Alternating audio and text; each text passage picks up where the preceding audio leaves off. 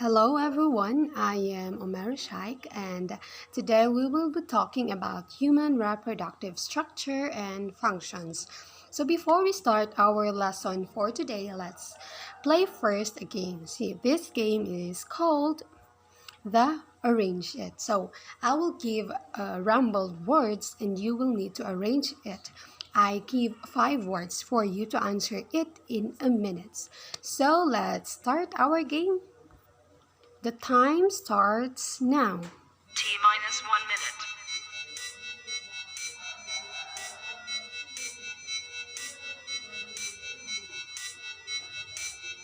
T minus 50 seconds.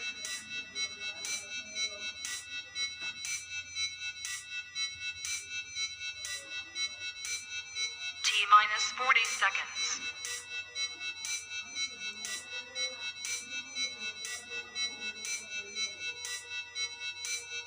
T minus 30 seconds.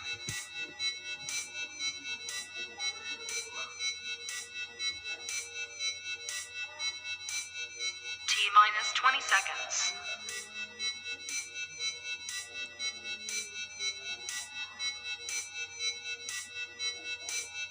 Ten, 9, 8, 7, 6, 5, 4, 3, 2, 1, 0. Okay, so time's up. So, how's your answer? So, without further ado, let's check your answers. So, let's go on the next slide. The answer is this. Check your papers if you're correct. So, first, the avo is the ova or the egg cell.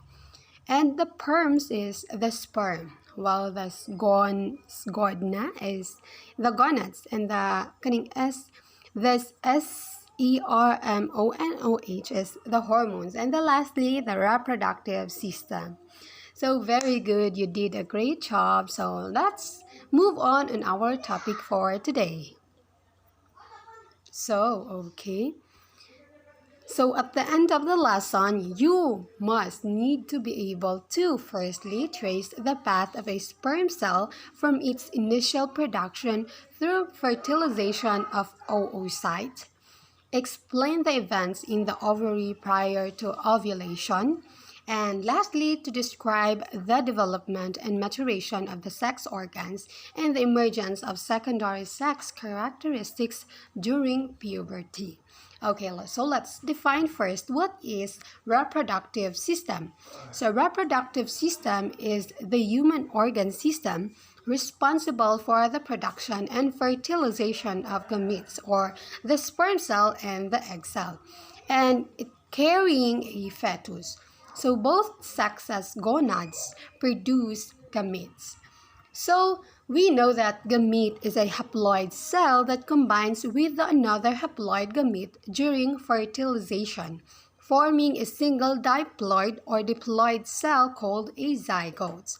So sex hormones are endocrine hormones that controls the development of sex organs before birth and sexual maturation at puberty, and also reproduction once sexual maturation has occurred. So, there are 4 functions of the reproductive systems. Firstly, to produce eggs and sperm cells. Secondly, to transport and sustain these cells. Thirdly, to nurture the developing fetus. And lastly, to produce hormones. So, the reproductive system consists of, firstly, the gonads or our primary sex organs. So, we have testes in males while ovaries in females. And also, gonads produce gametes or the sex cells and secretes hormones. And we have sperm for male gametes and also ova or the egg cell for the female gametes. So, let's move on the male reproductive system. So we have first the testes. So testes is the coverings of the testes. So we have tunica albuginea or the capsule that surrounds each testis. And also we have septa or the extension of the capsule that extends into the testis and divided into lobules. So each lobules contains 1 to 4 seminiferous tubules. Firstly, we have tightly coiled structure. Next, function as sperm-forming factories. And lastly, empty sperms into the retitestes. So sperm travels through the retitestes to epididymis. Interstitial cell produce androgens such as testosterone. So let's go on the epididymis. So epididymis is a comma-shaped, tightly coiled tube, and it is found on the superior part of the testis and along the posterior lateral side. So the functions of epididymis is to mature and store sperm cell in at least 20 days. So it also expels sperm with the contraction of muscle in the epididymis walls to the vas deferens. So let's go on the ductus deferens or the vas deferens. So vas deferens carries sperms from the epididymis to the ejaculatory duct. So it passes through the inguinal canal and over the bladder. And also it moves sperms by peristalsis. And the spermatic cord, ductus deferens, blood vessels, and nerves in a connective tissue sheath. So we also have the vasectomy or the cutting of the ductus deferens at least at the level of the testes to prevent transportation of sperms. So it is the end in the ejaculatory duct which unites with the urethra. So let's go on the urethra. Urethra carries urine and sperm, and also it extends from the base of the urinary bladder to the tip of the penis. And sperms enters from the ejaculatory duct. So we have 3 regions of the urethra. So firstly, we have prostatic urethra, which is surrounded by prostate. Next is membranous urethra, or from the prostatic urethra to penis. And lastly, we have spongy or the penile urethra that runs the length of the penis. So let's go on the seminal vesicles. So seminal vesicles is located at the base of the bladder, and also it produces a thick yellowish secretion in 60% of semen. So it produces also the fructose or the sugar, vitamin C, prostaglandins, and other substances that nourish and activates sperms. So let's go on the prostate gland. So it encircles the upper part of the urethra, and also it secretes a milky fluid, helps to activate sperm, and also it enters the urethra through several small ducts. So bulbourethral glands is a pea-sized gland inferior to the prostate and produces a thick, clear mucus. It also cleanses the urethra of acidic urine and serves as a lubricant during sexual intercourse. And also it's secreted into the penile urethra. So let's go on the semen. So semen is the mixture of sperm and accessory gland secretion. So the advantages of accessory gland secretions, firstly, is the fructose provides energy for sperm cells. Alkalinity of semen helps neutralize the acidic environment of vagina, and semen inhibits bacterial multiplications, and also elements of semen enhances the sperm motility. So let's go on the external genitalia. So external genitalia, firstly, we have scrotum. So scrotum is divided sac of skin outside the abdomen. Also, it maintains testes at 3 degrees Celsius lower than the normal body temperature to protect sperm viability. The next is we have penis. So penis delivers sperm into the female reproductive tract, and also the region of the penis. We have the region of penis. We have the shaft, the glans penis or the enlarged tip, the prepuce or the foreskin. So foreskin, this is the folded cuff of skin around proximal end and often removed by circumcision. Internally, there are three areas of spongy erectile tissue around urethra. So let's go on the semen. So semen is the mixture of sperm and accessory gland secretion. So the advantages of accessory gland secretions, firstly, is the fructose provides energy for sperm cells.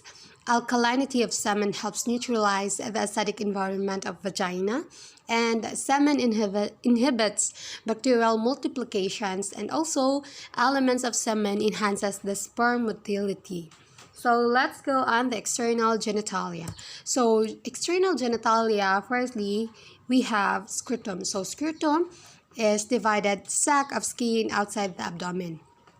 Also, it maintains testes at 3 degrees Celsius lower than the normal body temperature to protect sperm viability. The next is we have penis. So penis delivers sperm into the female reproductive tract, and also the region of the penis. We have the region of penis. We have the shaft, the glans penis or the enlarged tip, the prepuce or the foreskin. So foreskin, this is the folded cuff of skin around proximal end and often removed by circumcisions. So let's move on the spermatogenesis. So what is spermatogenesis? So it occurs in the seminiferous tubules, and thus occurs also the production of sperm cells. It begins at the puberty and continues throughout life. So the process of spermatogenesis is that spermatogenesis or the stem cell undergo rapid mitosis to produce more stem cells before puberty. And follicle-stimulating hormone or the FSH modifies spermatogonia divisions. So one cell produced in a stem cell and the other cell produced becomes a primary spermatocyte.